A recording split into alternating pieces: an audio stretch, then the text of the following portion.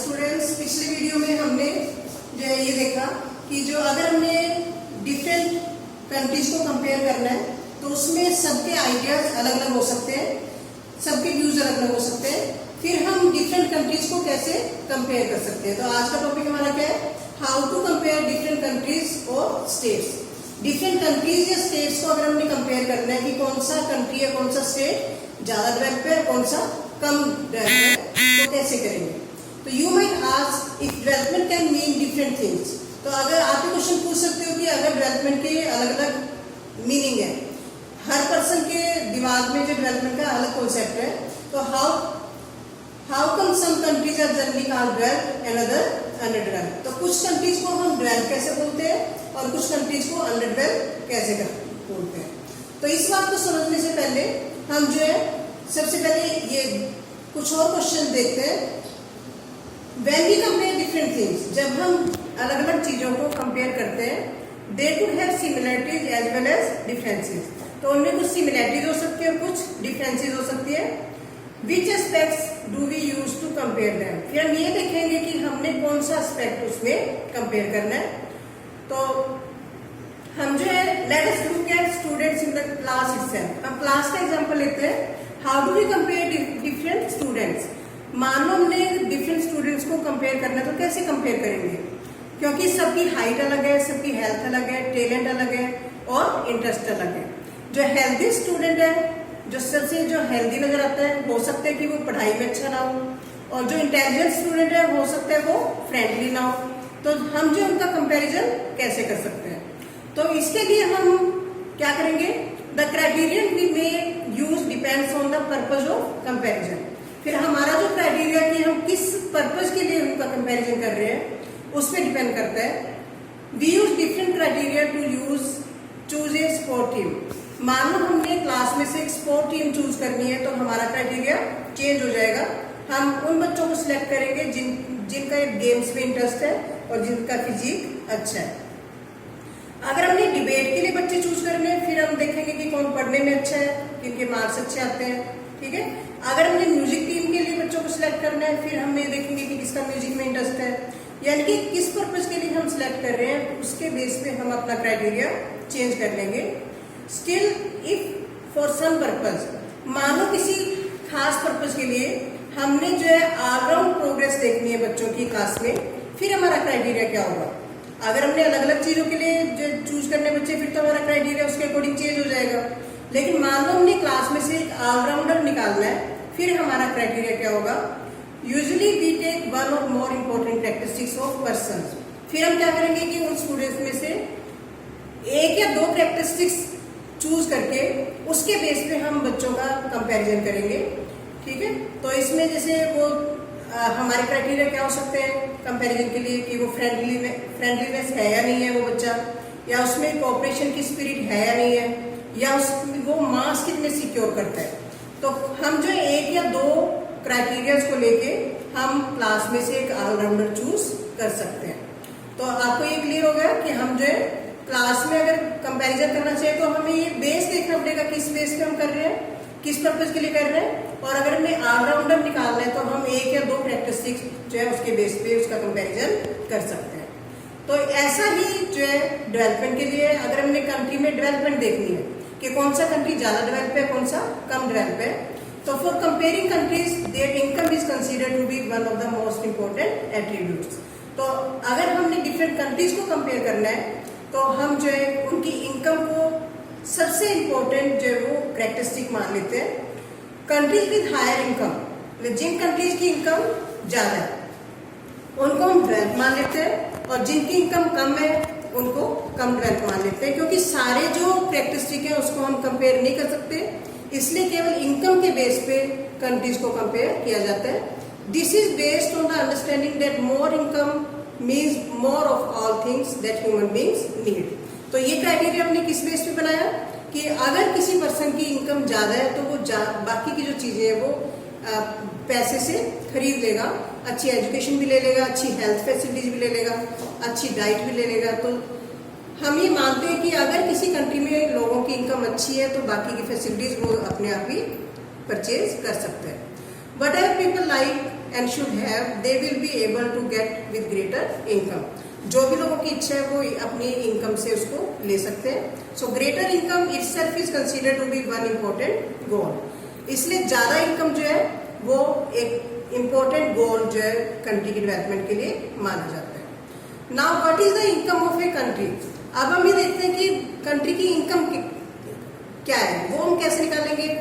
Income का पता हमें कैसे लगेगा कि वहां पे रहने वाले जो लोग हैं, पॉपुलेशन है, उसकी टोटल इनकम कितनी है. उससे हमें पता लगेगा कि उस कंट्री की इनकम कितनी है. लेकिन इसमें भी जो है वो प्रॉब्लम है. अगर हम कंट्री के लोगों की टोटल इनकम को देखते हैं तो उस कंट्री में रहने वाले लोग जो है वो अलग अलग हो सकते हैं. किसी कंट्री में लोग ज्यादा रहते हैं, किसी में कम रहते हैं. तो इसलिए फॉर कंपैरिजन बिटवीन कंट्रीज हम डिफरेंट कंट्रीज के कंपैरिजन के लिए जो टोटल इनकम को जो है यूजफुल नहीं मानते, क्योंकि कंट्रीज में डिफरेंट पॉपुलेशन होती है और उनकी इनकम जो एवरेज हम जो है वो एक्यूरेट जो कंपैरिजन नहीं कर पाएंगे. तो इसके लिए हम क्या करते हैं, फिर एवरेज इनकम निकालते हैं कि जो टोटल इनकम है वो उस कंट्री के लोगों की, उसको नंबर ऑफ पीपल से डिवाइड कर देंगे. ठीक है, तो उसको हम एवरेज इनकम बोलेंगे. तो किसी भी कंट्री में लोगों की एवरेज इनकम कितनी है उसके अकॉर्डिंगली हम जो कंट्रीज को कंपेयर करते हैं. Hence we compare the average income which is the total income of the country divided by its population. Total income को टोटल पॉपुलेशन से डिवाइड करके हम जो है एवरेज इनकम निकालेंगे डिफरेंट कंट्रीज की. फिर जिस कंट्रीज की एवरेज इनकम अच्छी है उसको हम डेवलप मान लेंगे और जिसकी कम है उसको कम डेवलप मानेंगे. तो इस तरह से एवरेज इनकम को हम पर कैपिटा इनकम भी बोल सकते हैं. ठीक है, यानी कि 1% की इनकम. तो वर्ल्ड डेवलपमेंटल रिपोर्ट जो वर्ल्ड बैंक है, ठीक है, जो वर्ल्ड बैंक जो वर्ल्ड डेवलपमेंटल रिपोर्ट इशू करता है, उसका जो क्राइटेरिया है वो डिफरेंट कंट्रीज को क्लासिफाई करने के लिए, कंपेयर करने के लिए, वो क्या है, एवरेज इनकम. ठीक है, तो 2000 इसमें देखो countries with per capita income of 12,056 per annum and above in 2017.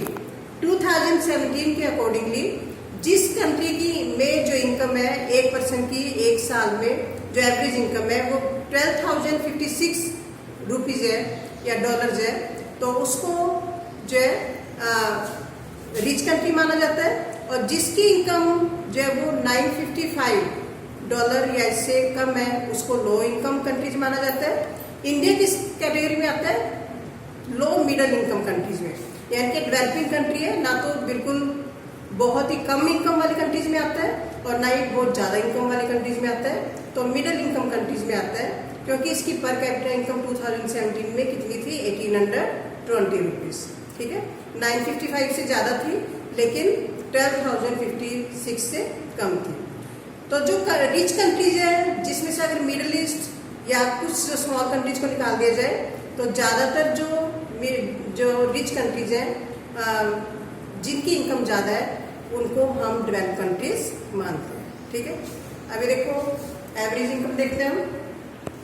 जैसे हमने अभी पढ़ा कि जो एवरेज इनकम को हम जो क्राइटेरिया मानते हैं डिफरेंट कंट्रीज को कंपेयर करने के लिए, लेकिन एवरेज इनकम में भी कुछ ड्रॉबैक्स होते हैं. While averages are useful for comparison, मतलब एवरेजेस जो है वो कंपैरिजन के लिए यूजफुल है, लेकिन इसमें भी कुछ डिस्पैरिटीज, कुछ कमियां हैं, कुछ ड्रॉबैक्स हैं. इसको हम एक एग्जांपल से समझेंगे.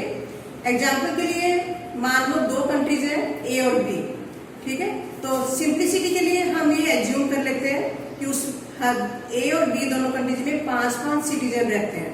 ठीक है, तो 1.2 टेबल में जो ये डाटा है इसमें हम एवरेज इनकम दोनों की कैलकुलेट करते हैं. अगर ये देखो, ये ए कंट्री है, ये बी कंट्री है. ए कंट्री में 5 लोग रहते हैं, बी में भी 5 लोग रहते हैं.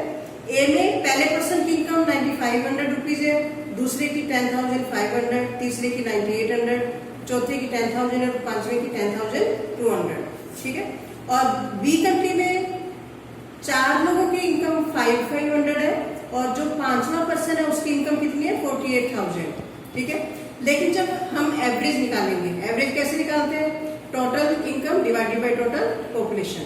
तो पांचों का टोटल करके जब हम 5 से डिवाइड करेंगे, इसका भी एवरेज उतना ही आएगा और बी कंट्री में जो लोग रहते हैं उसका भी एवरेज सेम आएगा.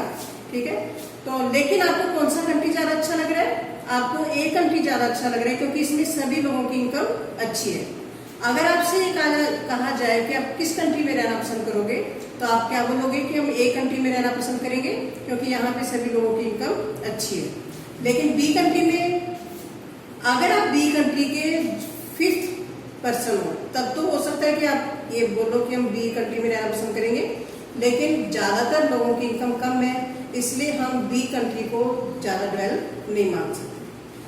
ठीक है, तो will you be equally happy to live in both these countries? तो आप इक्वली हैप्पी नहीं होंगे, दोनों में डेवलपमेंट सेम नहीं है। तो कुछ जो है बी में रहना चाहेंगे अगर वो 5th सिटीजन है, लेकिन अगर लॉटरी से डिसाइड करना हो कि आप कौन से सिटीजन होंगे, तब आप किस में प्रेफर करोगे? ए में। ठीक है, तो इस तरह से दोनों ही कंट्री जो है उनकी एवरेज इनकम सेम है, लेकिन ए कंट्री जो है प्रेफर किया जाता है क्योंकि उसमें डिस्ट्रीब्यूशन जो है इनकम का वो ऑलमोस्ट इक्वल है, लेकिन और वहां पे ना ही लोग ज्यादा रिच है और ना ही ज्यादा पुअर है, जबकि दूसरे कंट्री में, बी कंट्री में ज्यादा लोग पुअर है और 1% रिच है। तो इसलिए एवरेज इनकम जो है कंपैरिजन के लिए यूजफुल तो है, लेकिन इससे हमें एक्चुअल कंडीशन जो है वो कंट्री की नहीं पता चलती, तो इसमें भी कुछ कमियां है। लेकिन हम एवरेज इनकम को क्यों यूज करते हैं? क्योंकि ये एक इजी मेथड है। हम जो है लार्ज स्केल पे डिफरेंट कंट्रीज को ज्यादा क्राइटेरिया से कंपेयर नहीं कर सकते। अभी देखो कार्टून बना हुआ है, countries with no rich and no poor, जहाँ पे कोई भी रिच नहीं होता, कोई भी पुअर नहीं होता, तो सभी जो लोग हैं वो फैसिलिटीज को एंजॉय करते हैं, सभी काम करते हैं और सभी फैसिलिटीज को एंजॉय करते हैं। We made the chairs and we use them, वो चेयर बना भी रहे हैं, उसको यूज भी कर रहे हैं।